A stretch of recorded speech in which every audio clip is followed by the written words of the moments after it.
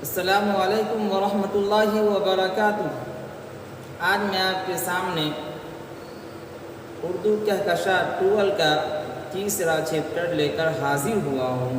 آئیے اسے دیکھتے ہیں کہ آج کے سبق کے اندر کون کون سی باتیں نئی ہیں۔ سب سے پہلے دیکھیں سید سلیمان ندوی، انہوں نے ایک مضمون لکھا ہے، بعض پرانے لفظوں کی نئی تحقیق۔ 19ویں صدی کے آخر میں جن شخصیات نے آنکھیں کھولی وہ 20ویں صدی کے آغاز میں مدارس اسلامیہ سے فارغ ہو کر قوی منظرنامے پر ابھرنے میں کامیاب رہے۔ ان میں مولانا ابوالکلام آزاد کا آتا ہے اور ساتھ ساتھ سید سلیمان ندوی کا بھی آتا ہے۔ اور اب اس کے بعد جانتے ہیں کہ سید سلیمان ندوی کی پیدائش کب ہوئی۔ سید سلیمان ندوی کی پیدائش 22 نومبر 1884 عیسوی کو ہوئی۔ ان کے والد کا نام حکیم سید ابوالحسن تھا، اور یہ کس راج سے، کس اسٹیٹ سے اپنا تعلق رکھتے تھے، کس ریاست سے اپنا تعلق رکھتے تھے، اس کا جواب دینا ہے۔ صوبہ بہار سے ان کا تعلق تھا۔ ایک مردم خیز بستی دسنا، گاؤں کا نام دسنا، جو اب نالندہ ضلع کے اندر ہے۔ اس کے بعد دیکھیں، اپنے گاؤں اور آس پاس کی متعدد بستیوں کے علماء سے ابتدائی تعلیم حاصل کرنے کے بعد سید سلیمان ندوی آگے کی تعلیم کے لیے پھلواری شریف اور پھر مدرسہ امدادیہ دربھنگہ میں داخل ہوئے۔ یہ ابتدائی تعلیم جو حاصل کی اپنے گاؤں کی جو متعدد علماء کرام تھے اگل بغل کے، ان سے یہ ابتدائی تعلیم حاصل کیے، اور آگے کی تعلیم حاصل کرنے کے لیے یہ پھلواری شریف جو کہ پٹنہ میں ہے وہاں گئے، اور اس کے بعد پھر مدرسہ امدادیہ دربھنگہ میں داخل ہوئے، جو آج بھی موجود ہے۔ اور پھر اعلیٰ تعلیم کی تمنا نے انہیں دارالعلوم ندوۃ العلماء لکھنؤ پہنچایا 1901 کے اندر، اور 1902 میں ان کا پہلا مضمون پٹنہ کے رسالہ الپنچ میں خاتون کی تعلیم عنوان سے شائع ہوا۔ ان کا پہلا مضمون پٹنہ کی رسالہ الپنچ، اور اس میں خاتون کی تعلیم کے متعلق باتیں کہی گئی تھی، یہ عنوان سے شائع ہوا۔ اسی سال مخزن لاہور میں ایک مضمون آخر وقت شائع ہوا، اور 1903 سے ان کے اشعار، نظمیں، غزلیں بھی شائع ہونے لگے، اور 1906 میں رسالہ الندوہ کی ادارت بھی سید سلیمان ندوی کی تحویل میں آ گئی۔ یہ بھی آئے سوالات ہیں، اسے غور سے دیکھیں۔ اور 1913 میں سید سلیمان ندوی مولانا ابوالکلام آزاد کے اخبار الہلال سے وابستہ ہو گئے۔ 1913 کے اندر اخبار کا نام الہلال تھا، اور اس کے بعد یہ زیادہ دنوں تک الہلال سے وابستہ نہ رہ سکے۔ اس کے بعد وہ پھر پونا کالج میں درس و تدریس کے فرائض انجام دینے لگے۔ پونا کالج درس و تدریس، سبق پڑھانے کا جو کام ہوتا ہے، اس کا فرائض یہ انجام دینے لگے۔ اسی بھی شبلی نعمانی کے وفات کے ساتھ انہوں نے پونا کالج سے الگ ہو کر دارالمصنفین اور استاد کے باقی ماندہ کاموں کی تکمیل کے لیے خود کو وقف کر دیا۔ یعنی جب شبلی نعمانی کی وفات ہوئی، انہوں نے پونا کالج سے الگ ہو کر دارالمصنفین یعنی کتاب لکھنے کا جو گھر ہوتا ہے اور استاد کی جو باقی ماندہ کام تھے اس کو یہ پورا کرنے کے اندر لگ گئے تھے، اور دارالعلوم ندوۃ العلماء کو مزید بہتر بنانے کے لیے ملکی سطح پر کوشش کرتے رہے۔ اس کے بعد دیکھیے سید سلیمان ندوی کثیر التصانیف ادیب تھے، یعنی بہت زیادہ کتابوں کی تصنیف کرنے والے تھے یہ، اور عربی ادب، اسلامیات، تاریخ، سوانح، ادبیات، ترتیب و تدوین ان کا خاص میدان تھا، اور اردو زبان و ادب سے متعلق ان کے مضامین خاص طور پر نقوش سلیمانی، ہماری زبان کا نام مضامین سلیمان اور مقالات سلیمان شامل ہیں۔ شبلی نعمانی کی حیات و خدمات پر سید سلیمان ندوی کی کتاب تھی کیا؟ حیات شبلی۔ شبلی نعمانی کی خطبات اور مقالات کو 8 جلدوں میں سید سلیمان ندوی نے مرتب کر کے لوگوں کے درمیان شائع کیا تھا۔ شبلی کے خطوط بھی 2 جلدوں میں، ان کے جو خط تھے اس کو بھی انہوں نے 2 جلدوں میں شائع کیا، اور اسی طریقے سے سیرت النبی جلد اول ہی شبلی مکمل کر چکے تھے۔ دوسری جلد جب لکھنے کا مرحلہ آیا تو مکمل نہ ہو سکا تو سید سلیمان ندوی نے دوسرے کو پایہ تکمیل تک پہنچایا، پھر تیسری یا چوتھی، پانچویں یا چھٹی جلد کو پایہ تکمیل تک پہنچایا۔ عرب و ہند کے تعلقات، عربوں کی جہاز رانی، سیرت عائشہ صدیقہ، خیام رحمت عالم، ان کی یہ مشہور کتابیں ہیں۔ انہوں نے لسانیات کے متعلق بہت سارے مضامین لکھے۔ خلاصہ یہ کہ انہیں ابتدائی ماہرین لسانیات شمار کیا جاتا ہے سید سلیمان ندوی کو، اور ان کا انتقال 23 نومبر 1953 عیسوی کو 23 نومبر 1953 عیسوی کو مختصر حرارت یعنی مختصر بیماری کے بعد کراچی میں انتقال ہوا۔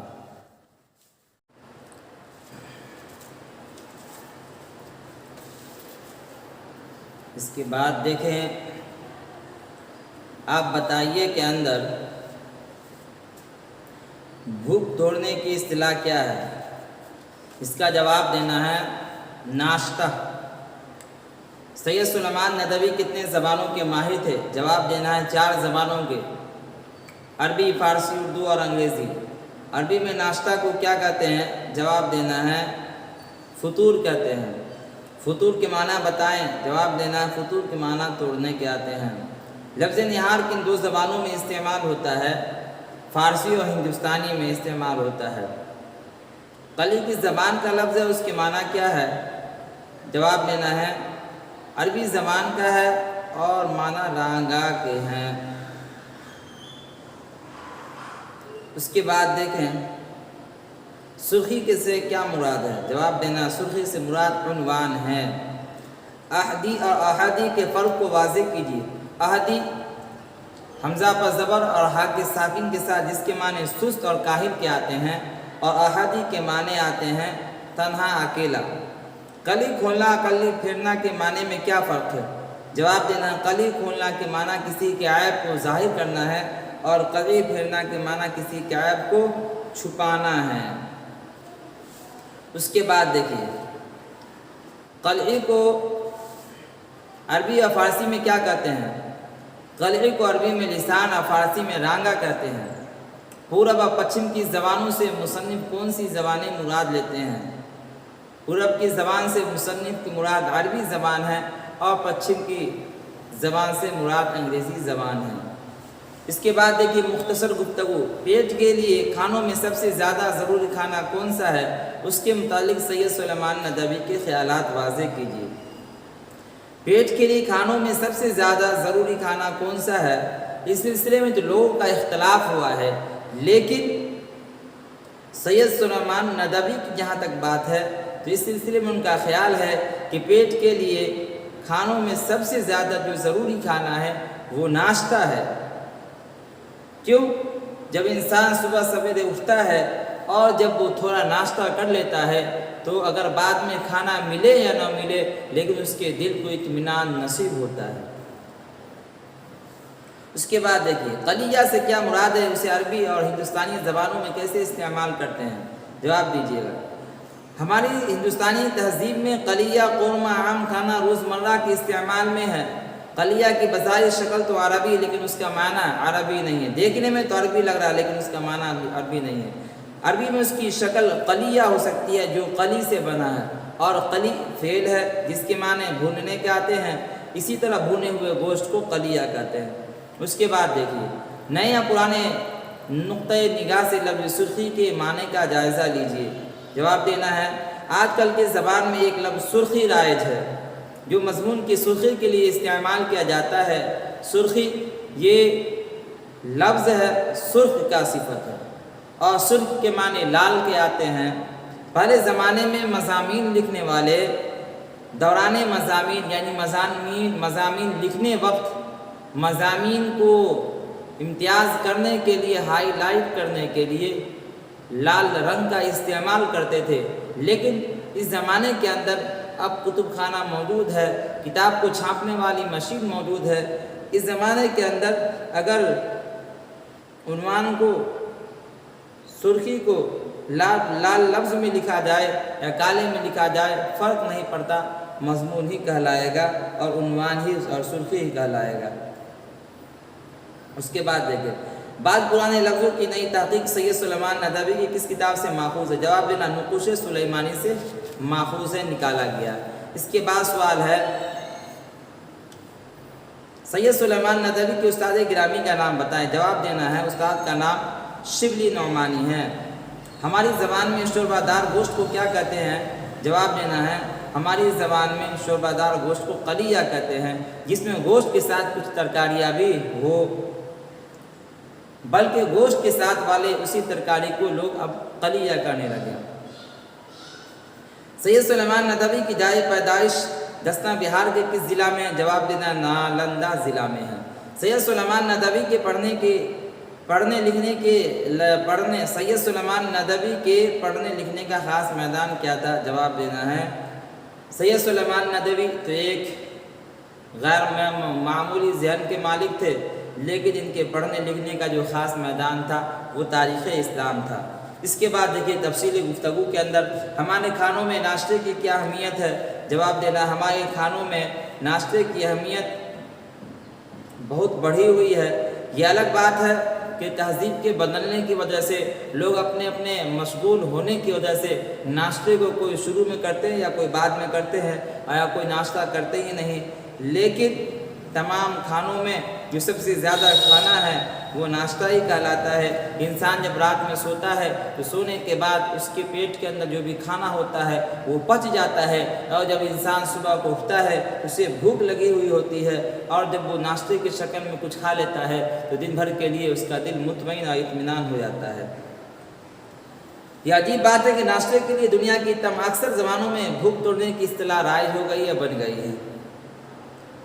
عربی میں ناشتہ کے لیے فطور کا لفظ رائج ہے اور اسی سے افطار نکلا ہے،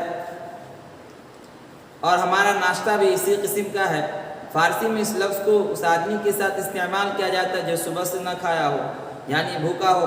اب ہم اس چیز کو ناشتہ کہنے لگے جو صبح سویرے ایسے آدمی کو کھلایا جائے جو بھوکا ہو، تو شخص کے بجائے چیز کا نام لینے لگے اور وہ ناشتہ شخص کے بجائے چیز کا نام ناشتہ ہو گیا۔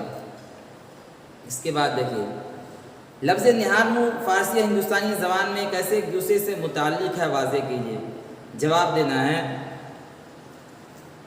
لفظ نہار منہ فارسی ہندوستانی زبانوں میں مشترک ہے، ملا ہوا ہے، شریک ہے، اور دونوں میں اس لفظ سے متعلق بہت گہرا تعلق ہے۔ نہار منہ دراصل نہار کی صفت ہے، اور یہی لفظ ہندوستانی زبانوں میں صبح کے بھوکے پیٹ والوں کے لیے رائج ہے۔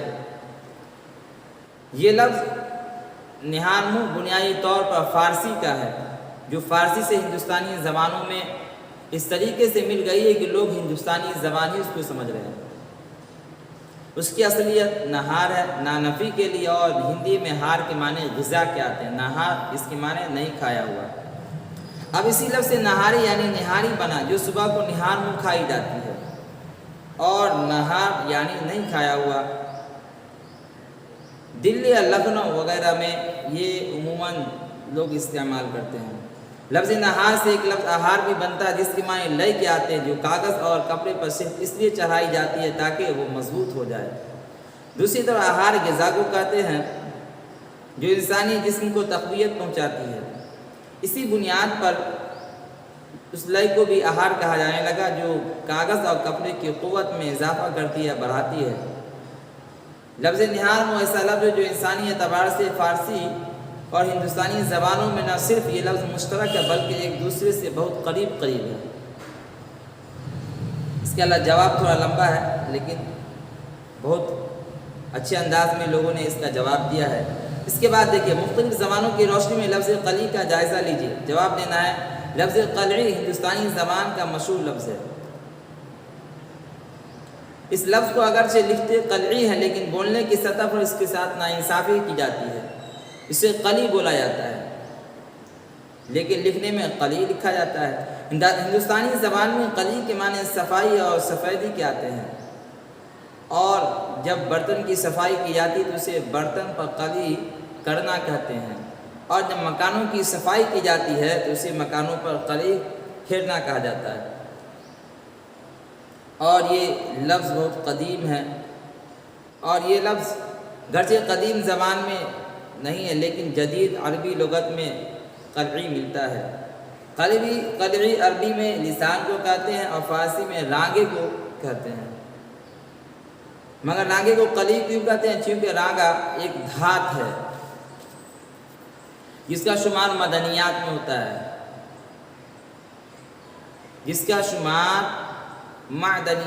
ہوتا ہے، یعنی سونا، چاندی، ہیرے، جواہر، موتی۔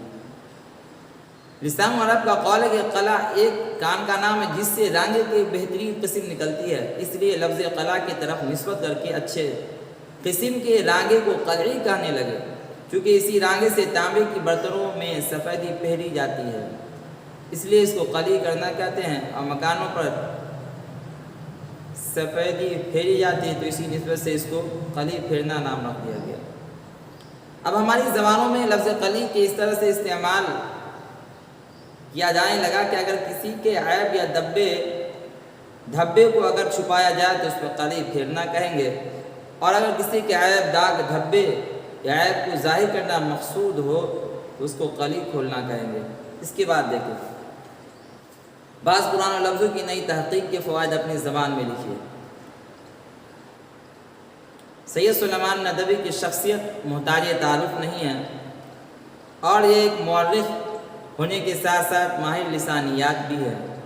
اردو، فارسی، انگریزی میں مہارت حاصل رکھتے ہیں، اور انہوں نے بعض پرانے لفظوں کی نئی تحقیق کے موضوع پر انہوں نے ایک کتاب لکھی جس کا نام نقوش سلیمانی ہے، اور زیر نظام مضمون بعض پرانے لفظوں کی نئی تحقیق یہ نقوش سلیمانی ہی سے نکلا ہوا ہے، اخذ کیا گیا ہے۔ اس مضمون میں ایسے الفاظ کے اصل معنی کی بھی وضاحت کی گئی ہے جو روزمرہ کی زبانوں میں استعمال ہوتے ہیں۔ اسے مثال کے طور پر قلعی، سرخ، احدی، احادی، نہار منہ، اس کے علاوہ اشیاء خوردنی میں ناشتہ، قورمہ، قلیہ وغیرہ، یہ سب باتیں ہیں۔ یہ لفظ کس زبان سے آیا ہے، اس کا مادہ کیا، اس کی تاریخ میں اس کا مفہوم کیا ہے، یہ تمام چیزیں آپ کو سید سلیمان ندوی نے بعض پرانے لفظوں کی نئی تحقیق کے ذریعے بتا دی۔ اس کے بعد دیکھیے درجہ ذیل الفاظ سے دو محاورے بنائیں۔ آنکھ دکھانا، آنکھ کو تارا ہونا۔ پانی ہونا، پانی میں آگ لگانا۔ قلی کھولنا، قلی پھیرنا۔ جان چھڑانا، جان پر آنا۔ چھاتی پیٹنا اور چھاتی پر مونگ دلنا۔ اس کے بعد دیکھیں اس میں صفت کی تعریف بیان کی جائے، اس کے قسموں کے نام بتائیں۔ اس کی تعریف اور اس کی کتنی قسم ہے اس پہ میں ایک ویڈیو بنا چکا ہوں، لیکن پھر بھی یہاں پر بتا دیتا ہوں۔ اس میں صفت اس اسم کو کہتے ہیں جس سے کسی شخص، چیز یا جگہ کی اچھائی، برائی، حالت، کیفیت، رنگ، تعداد معلوم ہو۔ جیسے گرم پانی، نیک آدمی۔ گرم پانی میں گرم جو یہ صفت ہے، پانی موصوف ہے، اور نیک آدمی میں نیک یہ صفت ہے اور آدمی موصوف ہے۔ آدمی یا تو اچھا ہوگا یا برا، تو جو آدمی جس کے بارے میں کہہ رہے ہیں اس کو موصوف مان لیا جائے گا، اور اس کی اچھائی برائی کو بیان کرنا اس کی صفت کہا جائے گا۔ اس کے بعد دیکھیں اس میں صفت کی 7 قسمیں ہیں۔